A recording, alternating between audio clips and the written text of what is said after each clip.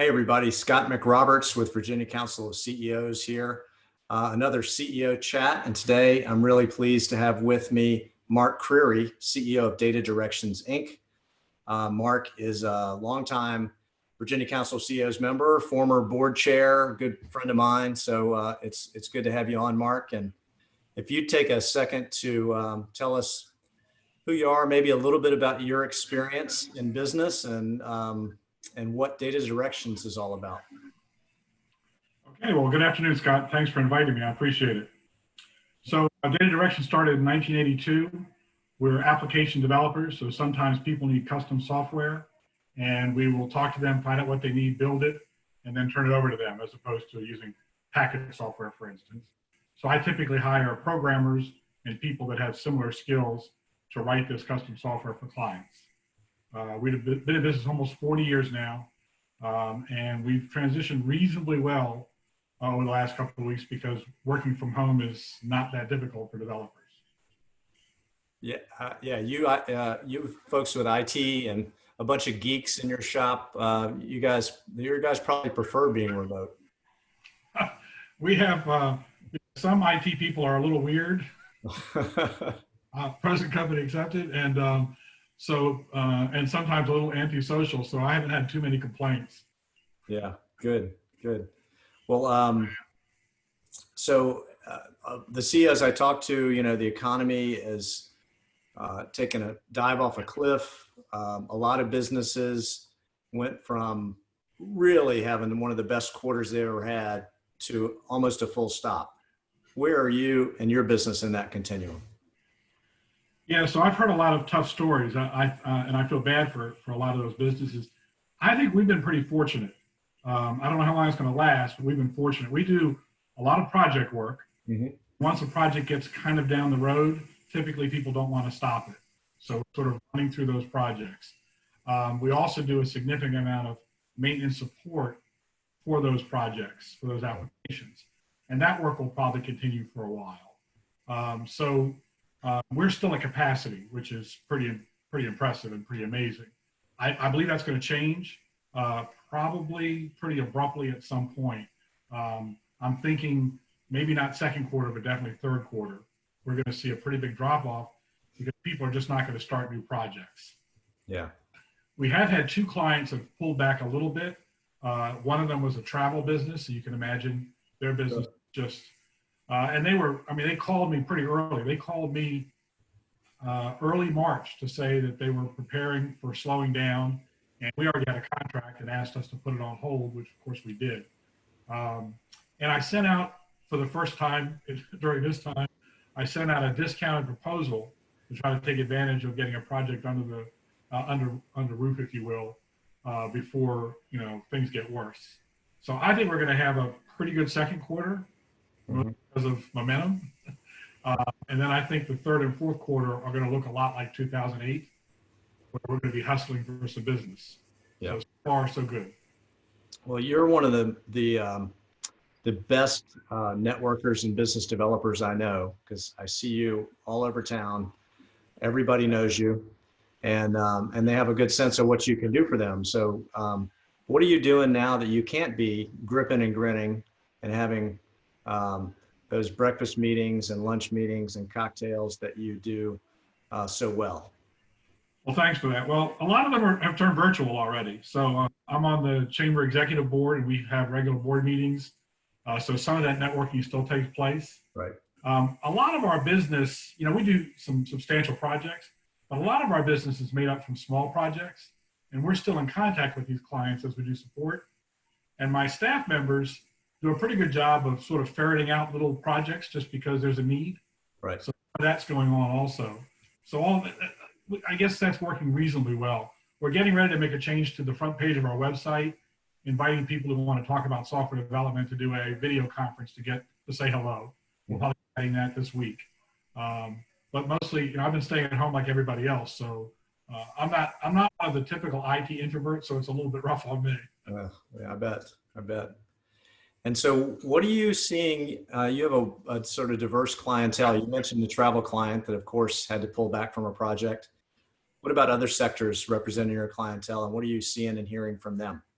Well, I'll give you, at the risk of mentioning a specific client, I'll give you one because I think it'll be interesting. One of our clients is Dominion Resources. And in some regards, if you think about all the people that are home, that distribution of electricity is less efficient when it's spread out to all those homes as opposed to the office. And fuel prices are low, so generation prices are low. So, that sounds like a great business right now, right? Yeah. But they've already started cutting back on capital projects just because they recognize the economy is going to have an impact on everybody. So I think it's going to go across the board. So there are some industries like restaurant businesses, obviously, that have just been decimated, and I just hope most of them can hang on. And there are others that maybe don't see the direct impact, but know they're going to see something, and they've already started making changes. So we'll see it all. At some point, all of our clients, during the 2008 recession, clients that were doing reasonably well, they still set limits on their monthly maintenance costs. So typically what would happen is they would just, they have some problems or need some changes. We'd spend some time on their project, send them a bill at the end of the month. Everything was fine. In the last recession, pretty much everyone said, we want to set it at this limit. Can you help us manage that? And that hasn't happened yet, but I suspect that'll happen pretty soon. Yeah. Good.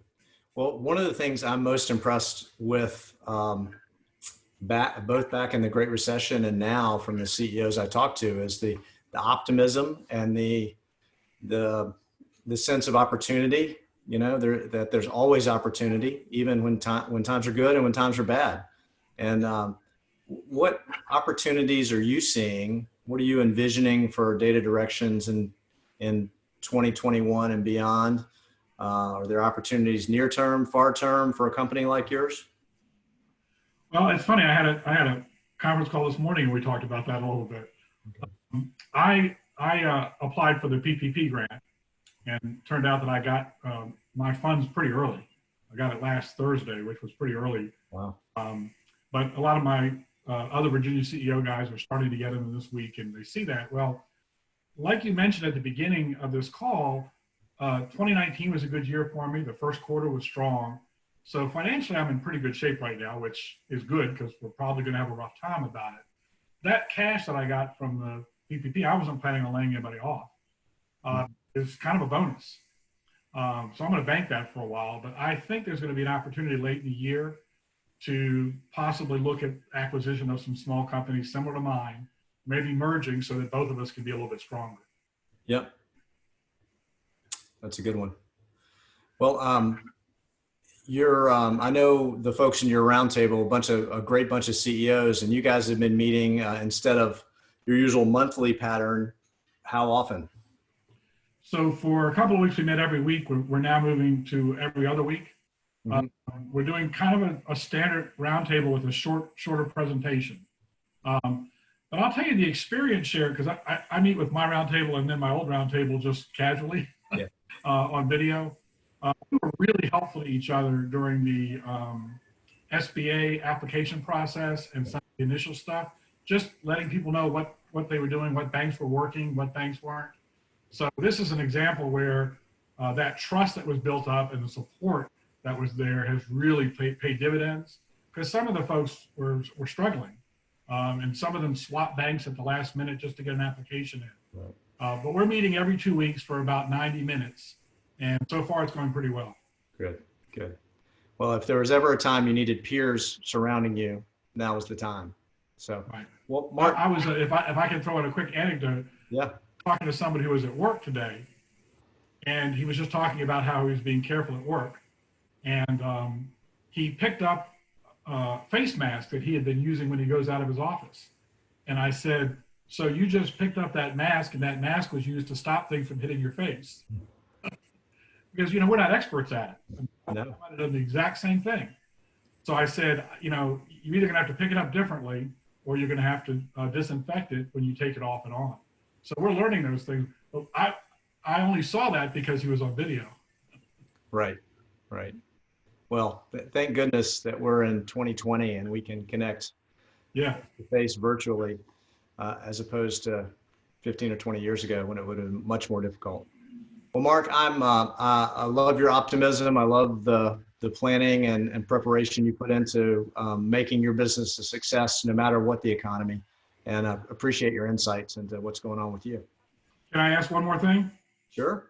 can I ask my fellow Virginia CEO members to take a look at our roster of members and patronize each other so that we'd all get through this. We're going to need help from each other, and buying from our own members is a strong way to do that. So let me encourage everyone to do that. That's a great idea, Mark. Thank you for suggesting that. Okay. Well, great chat with Mark. Look forward to doing many more of these in the coming days. Thanks for tuning in. Mark, if you'd sit tight for just a second.